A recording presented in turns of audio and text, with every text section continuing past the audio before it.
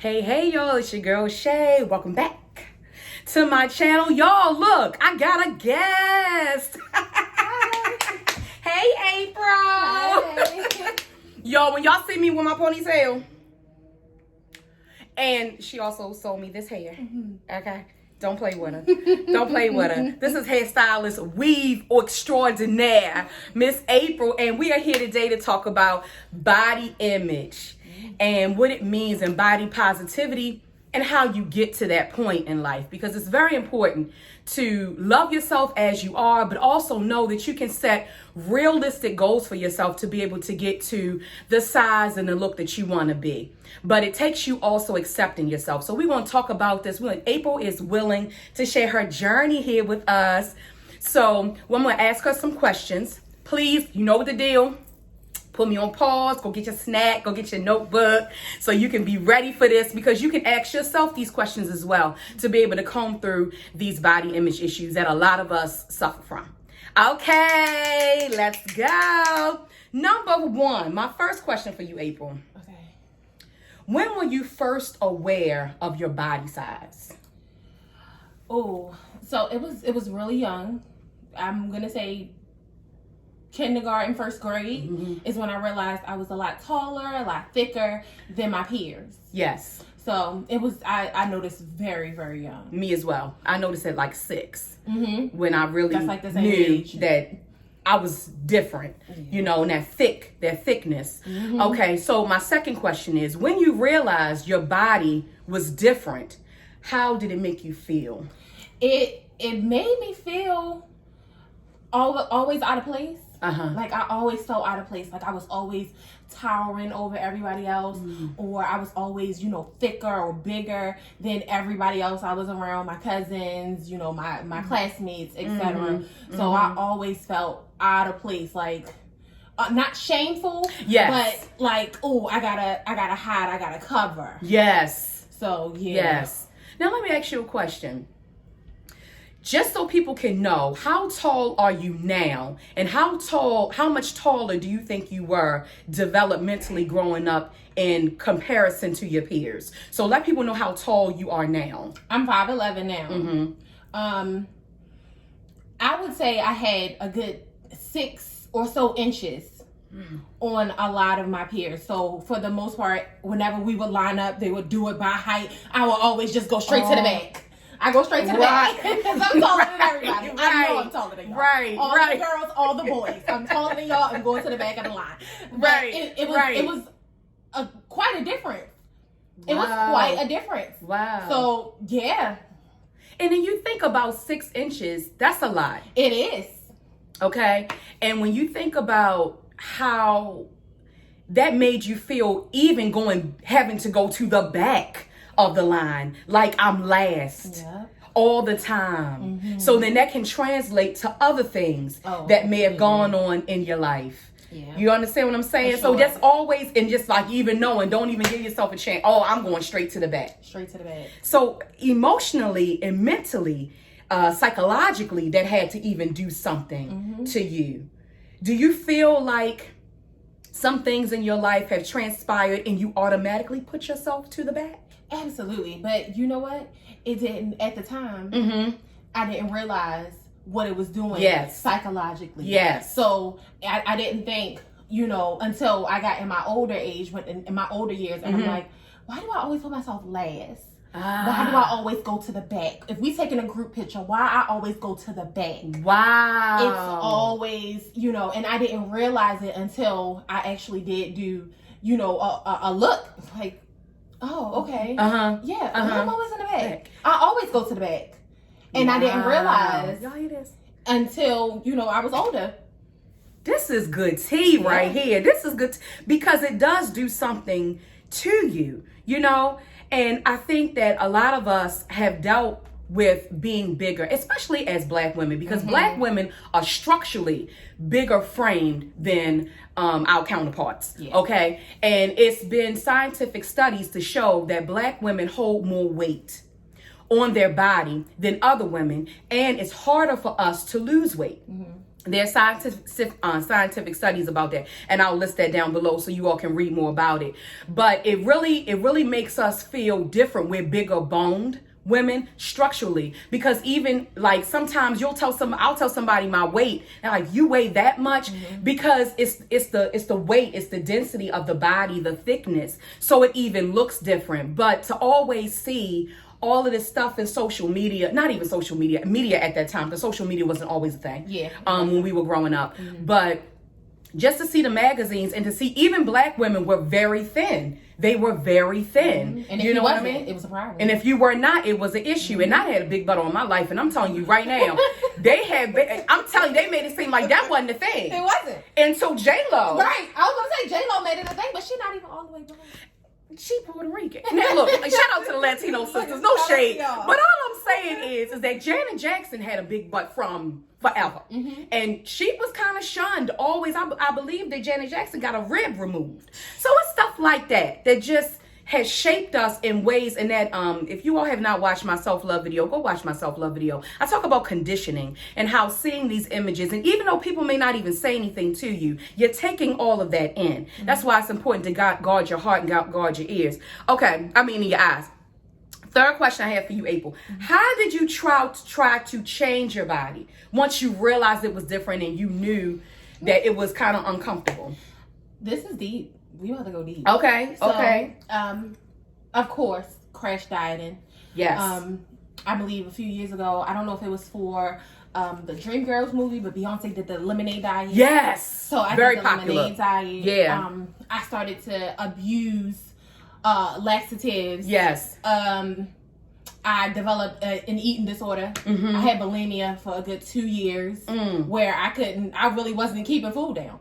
Like, I wouldn't even be able to keep food down. Because it would be like, oh my gosh, I starve myself all day, and then I binge, and then I feel guilty, and then it's cycle.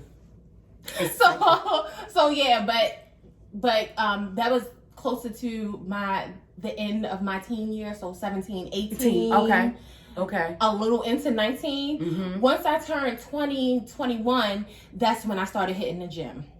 And I would just go to the gym. And I would think, oh, I just, went to the gym for an hour and a half.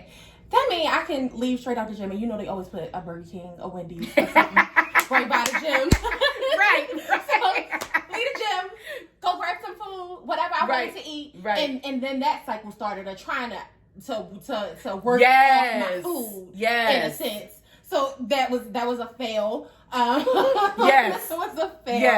Yes. There were 2 times in my life where I lost a significant amount of weight. The first time was I used appetite suppressants. Okay. A lot of them. I was going to a weight loss doctor. Yeah. And they gave me the B12 shot. Yep. That was very popular. You get the phenamine. That killed you. Oh, almost. Oh my God. Listen. I got a story about that. Go ahead. So, did that. We'll go to the gym for 2 hours. Do cardio for a whole hour. Ooh, you probably passed out. I did not. Was out your chest. It was out. But I wasn't gonna be the fat girl that passed out in the gym. Then you got that imaging too, right? Go ahead. No, This is good. So I would do an hour cardio, then do an hour lifting, and then eat a salad. 1 salad a day. Wow. 1 salad. The from Chick-fil-A. 1 salad. From Chick-fil-A. With chicken. With it was the Cobb salad. Yes. 1 salad. 1 salad all day. Wow. Drink a whole lot of water. Wow. I lost almost 40 pounds in a month and a half. Ooh, that's a lot of weight in a month and a half. I know.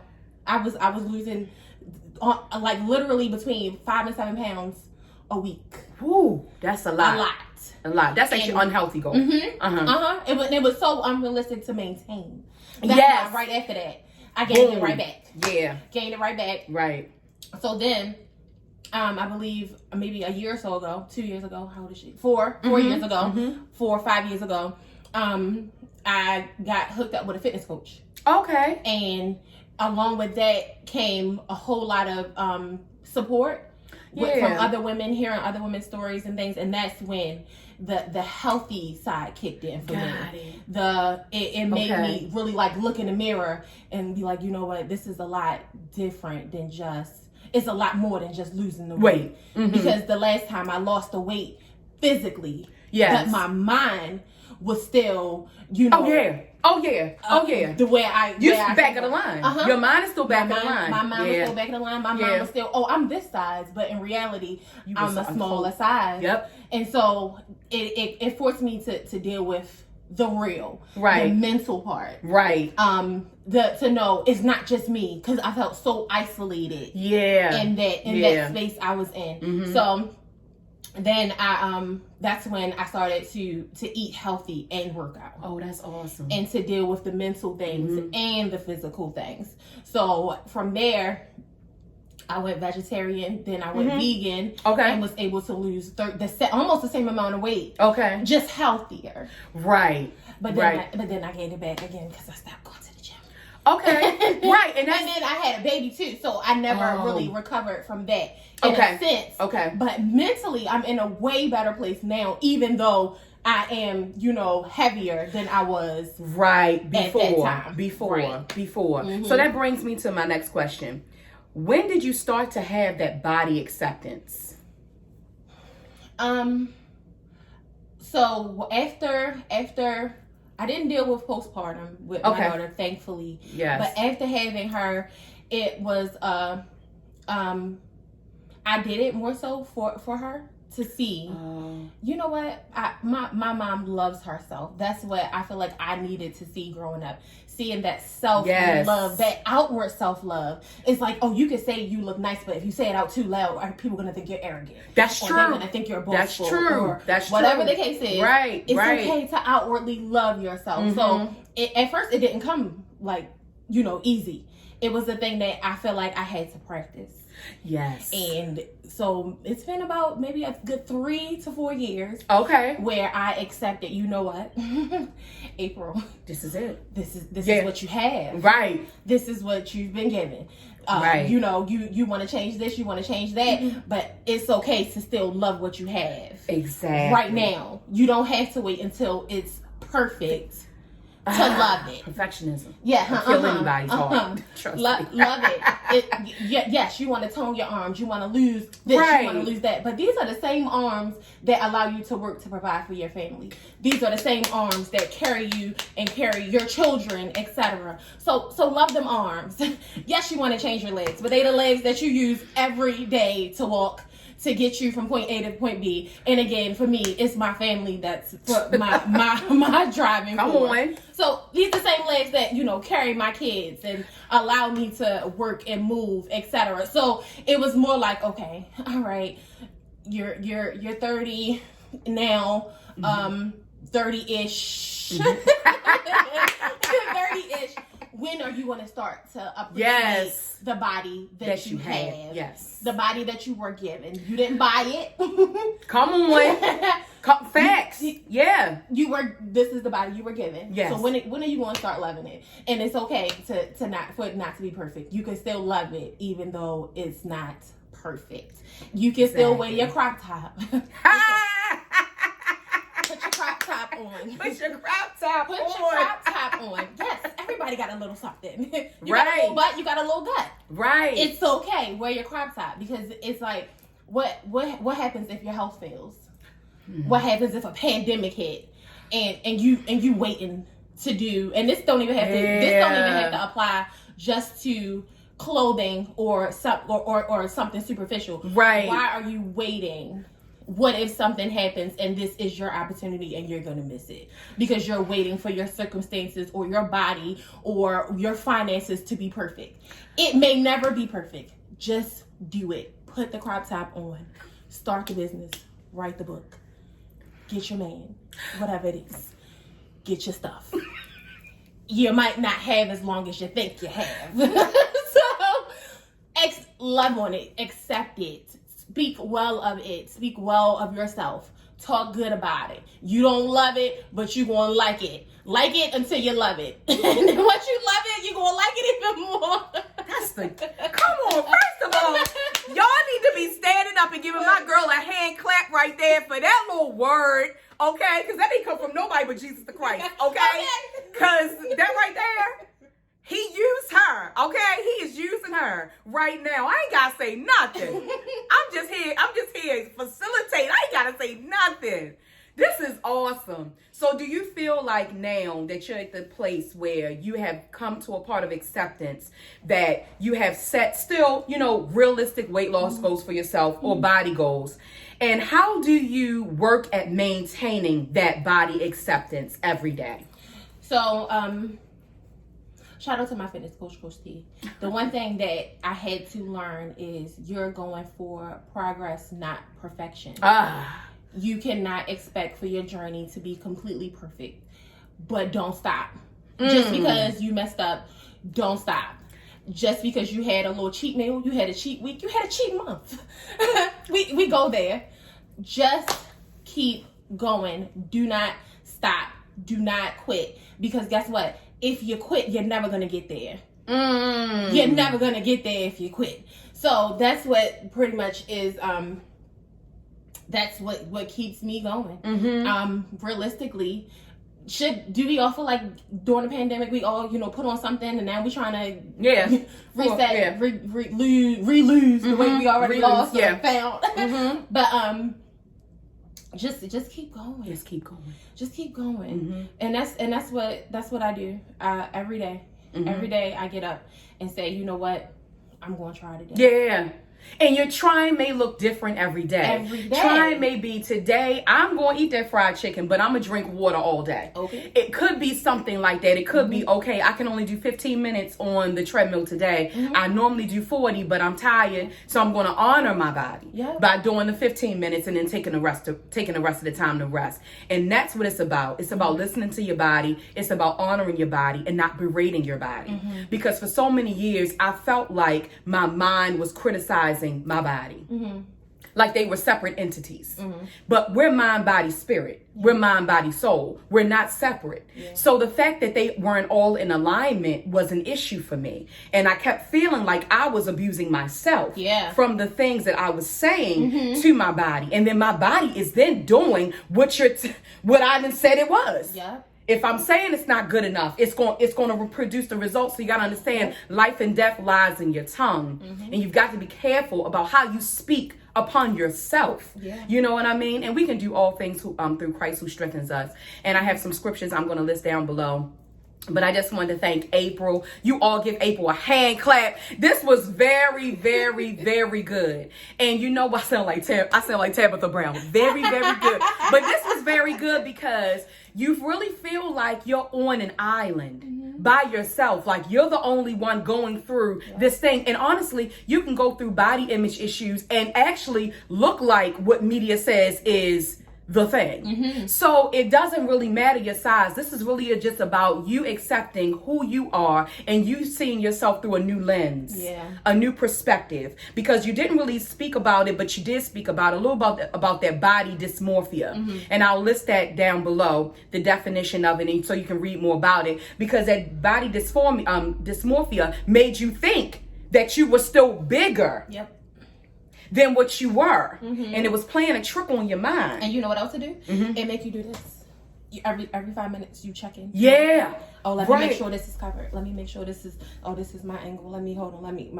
That's what it did. That's what it did. It makes you overly self-conscious. Overly self-conscious, even if you've already, lost. Reached your goal. Yes. Yes. I understand. I've been there many times in my life. Y'all know I suffered from disordered eating the majority of my life. And it's just now at this age.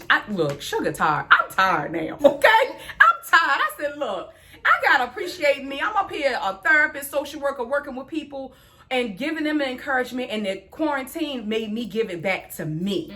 You know what I mean? Because I'm constantly pouring out. If you all don't notice, I'm a caregiver for my father. And it is a constant giving out. So that is my whole life.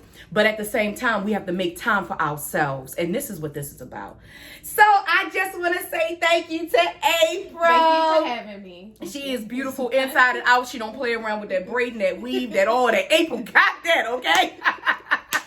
All right, y'all. Look, So I hope this has helped you. You know, I'm about to go into my spiel. Follow me on the gram all week at VShaelle, TheeShaellE. And also follow April. Artsy Affairs by AP on Instagram.